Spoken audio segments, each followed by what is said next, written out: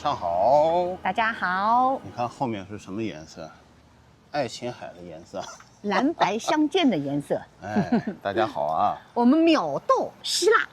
对，我们现在在美国佛罗里达州的坦帕啊，这里呢有一个小镇叫希腊小镇。没错，刚刚看到我们频道的观众，还是要说一下，我们2个人带着一个11岁的比熊，正在进行一个环美旅行。对，今天是我们环美旅行的第80天。然后呢，我们的重中之重啊是佛罗里达，但是今天已经是我们佛罗里达游程的最后一天了。没错，明天我们将离开佛罗里达了。再不看我们，再不订阅我们就离开佛罗里达了，就拿不到第一手的及时的旅游资讯啦。对，那这个希腊小镇啊，据说是全美国呀，希腊裔比例最高的地方。对，整个小镇希腊人真的就是2种颜色啊，而且它都是它的后裔。为什么呢？在这个希腊小镇还叫海绵小镇。对，海绵宝宝。对，这里的特产是对，这里特产，是真正的海绵哦，真正海绵，海底里的海绵哦。看我们的小宋一。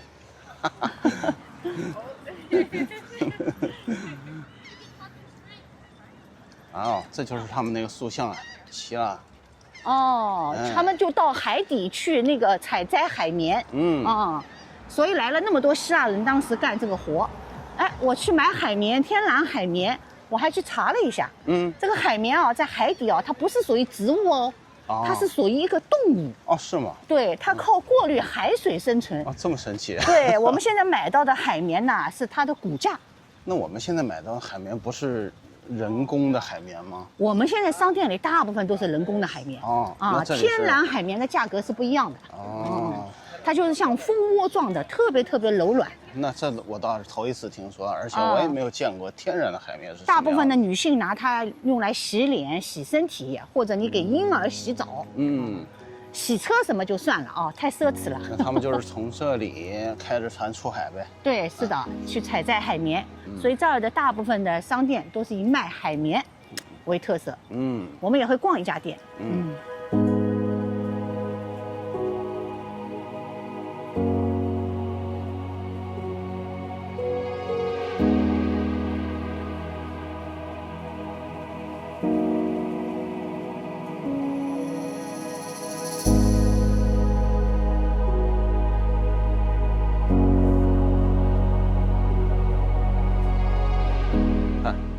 希腊的水仙女，中间这个冒泉水的石头啊，对，还是他们从希腊搬过来的。没错这也是希腊裔啊，可能自己要纪念自己的这个根呢啊。没错，挺好。2019年建的。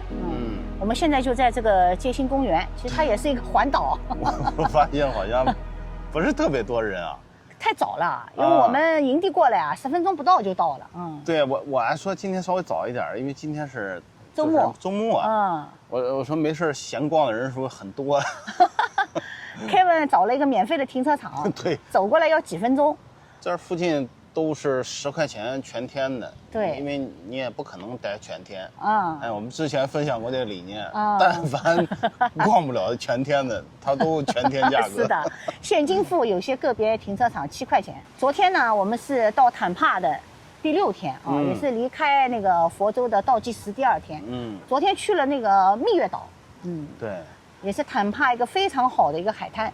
它其实网评啊，去的人特别多，算是一个州立公园，对吧？对，也特别大，停车位也大，海滩也长，漫无边际的这个沙滩呀。对，沙子真好啊，真跟面粉一样，完全可以做沙漏所以直接做沙画。我现在稍微理解一点坦帕的这个海了。我们这出去那个清水湾，说那个水不清啊。其实这儿的水昨天也不是特别清，因为什么呢？它那个沙太细太轻，这就导致岸边的水呢总会卷起一点沙，所以就显得不清。这儿和迈阿密的海滩最大的区别，就这儿的海滩上会有贝壳，会有小贝壳，也没有浪。对，也没有浪，因为是内湾嘛，然后蜜月岛呢，我们感觉如果来坦帕，如果一定要走一个海滩的话，我们还是推荐蜜月岛。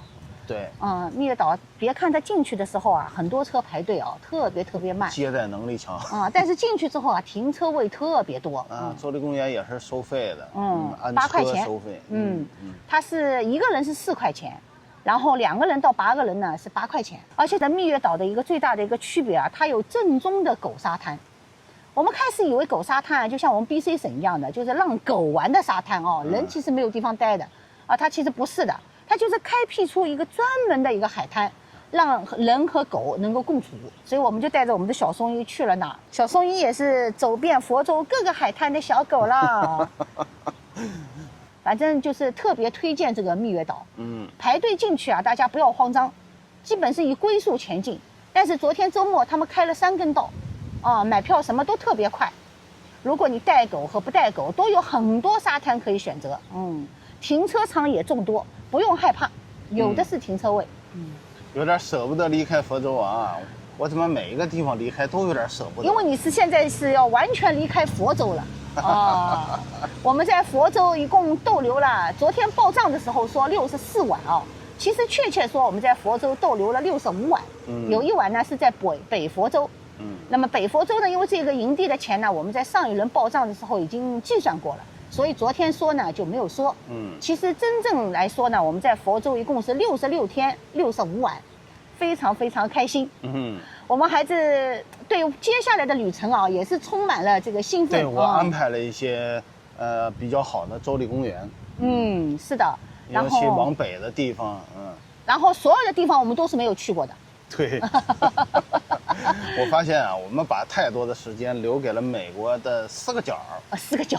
对，比如说西北角华盛顿州东北角纽约附近然后东南角佛州，然后西南角加州，对吧？对。所以这也是美国华人就是最多的几个地方，也是就是旅游资源特别丰富的几个地方。没错，这2天坦帕的气温也是特别好。坦帕，你看现在的气温是25、6度。我觉得现在最近几天是因为寒潮影响。对，下个星期我们看最高温度马上就攀升到32度了。对。然后最低温度也要过20度了。对呀。而且我觉得它这个温度是一方面，另一方面它暴晒。对。那其实我们是来享受阳光的，不是让它来暴晒。所以阳光之珠就是它太强了，你只要它一部分，但是它全部都给你。所以呢，房车旅行又一个好处就是我们可以择时间出来旅行。我们一般都是上午，然后中午以后就回去了。还有就是你赌7天，7天里有2、3天是你特别喜欢的天气，对，你就这3天出来，那2、3天可以在家，就是在房车里洗洗衣服真正的生活采购剪视频。明天早晨呢，我们家出发的特别早，我们小狗又要开始黑天是6号我们出发了。开文现在计算的是早晨6点钟左右出发。对因为明天路程特别长，不知道起不起得来。在佛州已经养成了睡懒觉的好习惯。对，Kevin 就是非常荣幸的在佛州长了2斤肉，这是属于佛肉咋是2斤啊？佛肉。我还可以，我感觉好像没有什么太大变化。就是虽然说给人印象就是赤道附近，尤其南方就胖子比较少一些，但是我怎么觉得来南方就长肉因为太悠闲了。对，太悠闲了。然后慵懒。对，就是海风一吹，太阳一晒，就是你只要享受这份清凉。可能你去北方的话，一冷你就想活动活动。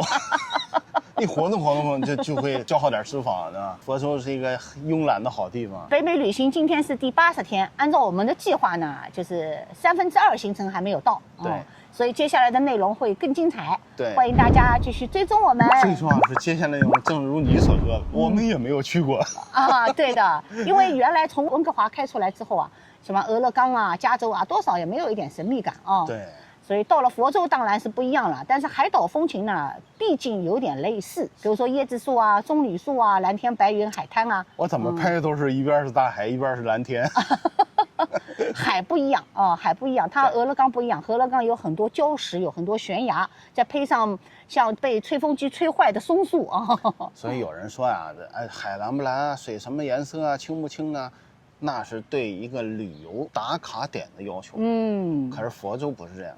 佛州是让你在这儿享受慵懒生活的地方。对，是的。尤其是在别的地方都很寒冷的情况下，这里还阳光普照。我觉得佛州的价值就在这儿。没错。而且更重要的原因是，佛州是仅仅一个地方适合冬天来看大海，能开着房车过来的地方。没错。你想去夏威夷，那咱们就比较贵了啊，咱们房车就不能开过去了，只能住酒店。你一旦住酒店，那种旅游的气氛和节奏完全跟房车是不一样的。是的，我们能够在天气特别好的情况下，或者光线特别好的情况下，作为针对性的出门。像迈阿密，我们基本上都是4、5点才出来。好的。所以说，慵懒的生活呀，就要快结束了。今天是这里最后一天的慵懒。想着明天又要摸黑起床，哎，我还是有点不适应，就是身上的细胞啊、肌肉啊，完全都已经松懈下来了。现在呢，螺丝还要把它重新再拧紧。我们要进行北上啦。刚刚看我们的朋友可以倒回去看我们以前视频啊。我们在这里有2个月的佛州生活。那如果看过我们的朋友，不要放弃我们，我们一路北上，因为有不断的惊喜啊。好的。我们还是喜欢你们和我们多互动、多聊天。没错。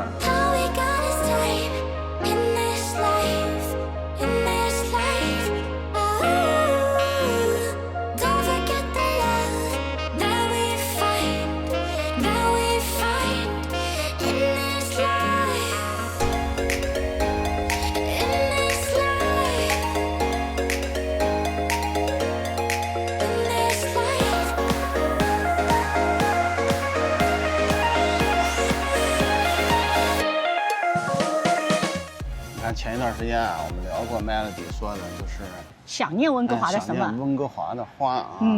然后我们说佛罗里达缺少花类的植物，对，最多的都是绿色的树啊和绿植啊。你看我们今天以为打脸了呢啊，后面都是花啊。当然仔细走近了一看，全都是假花。这些吊兰全是假的。我想，但凡能够弄点真花的话，应该也不至于啊。对，因为我记得我们去奥地利啊什么旅行，他们那个整个房子啊，山坡上的房子都是挂满了各种吊兰的花。德国呀、奥地利风格，他们都喜欢这样的。没错，你看他们那个三角梅，这棵是真的，他们非常珍贵的放在花盆里面。当然也不得不承认啊，在超市里肯定是有花的，但是呢，它趋于成本。对和养殖的时间，那么一盆花可能养殖的时间就不如那么长，要花这么多成本，所以不得已他们就用这种假花啊。假花我也是难得看见，至少它要点缀一下啊，也算是投资了啊。像帽子一样，大的2个20。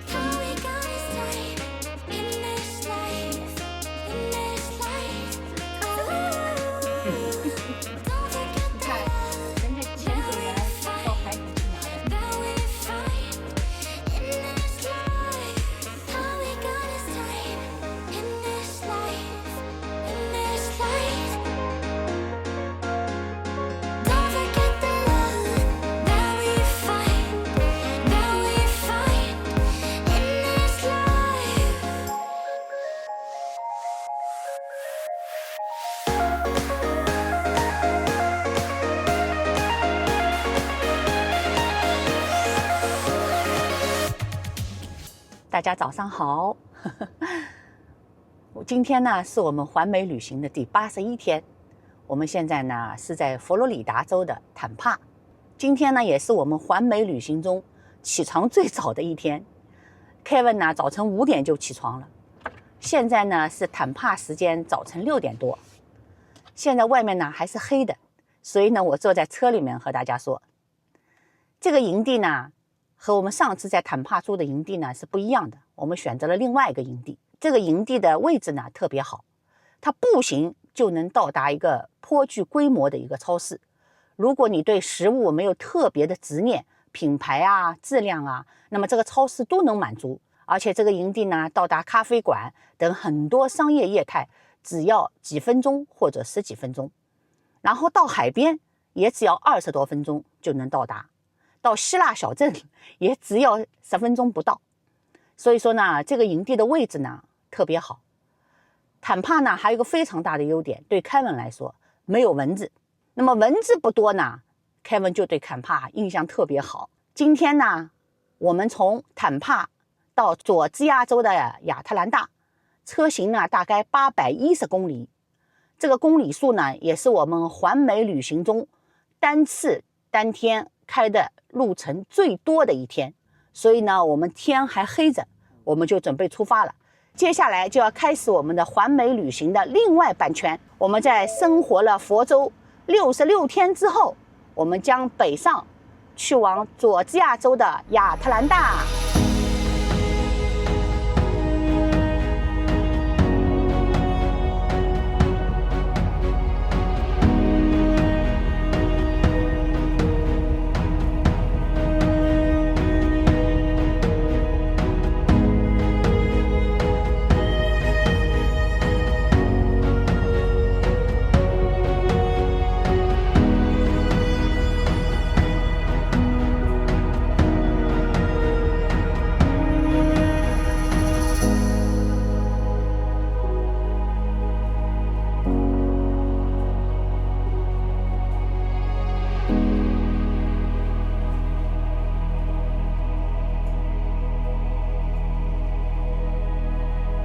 我们现在呢，已经行驶了7个半小时，已经进入了佐治亚州很长时间了。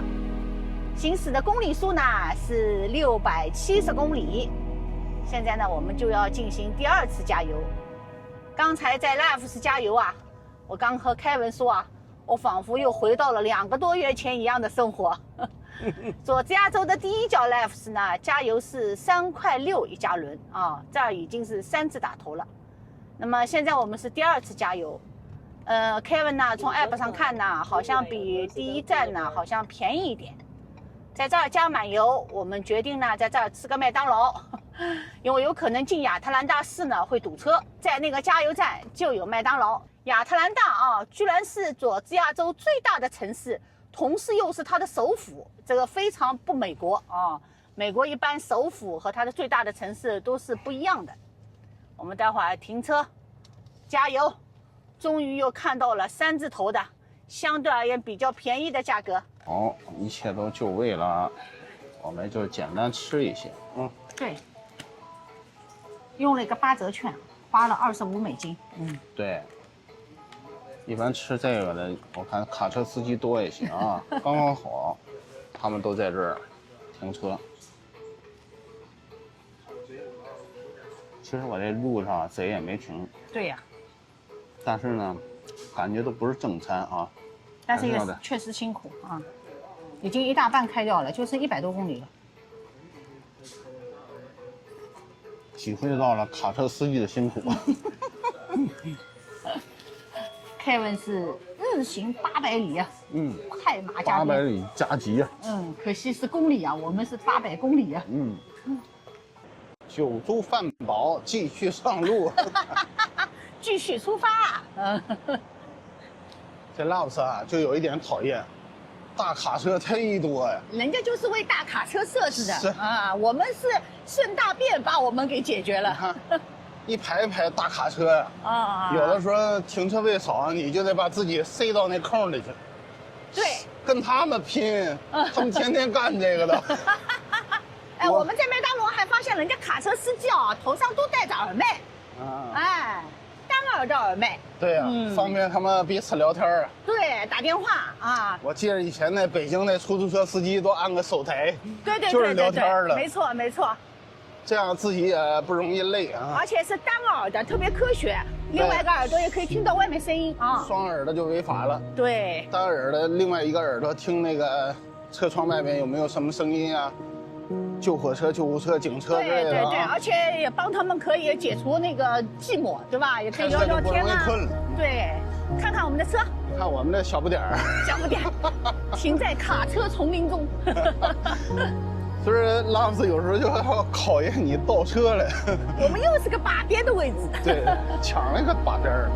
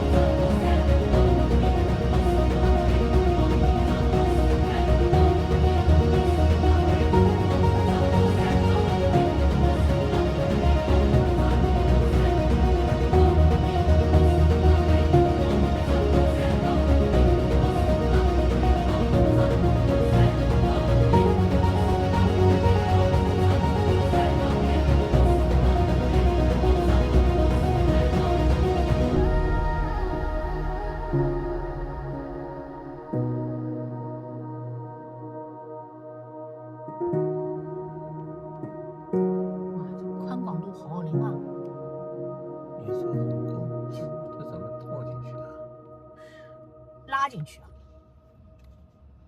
铺丝路的。对呀，他们不是车头都冲？我怎么记得我们那不是铺丝路的？是吗？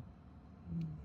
11，哦，12到了，不是铺丝路。你看啊，不是这样拉过去不就好了？哦，铺丝路的。对呀。哦，太棒了！最后一个，这边还没人呢。哦，这大阳台呢？你看。下午5点，我们到达了亚特兰大的北郊，这是一个州立公园。你看我们这个营位，工作人员已经下班了，短信发给我们密码，摁了密码就进来了。就是一个大森林啊，而且是非常设施完整的一个大森林。所有的路上都是水泥路，所有的营位都是碎石子。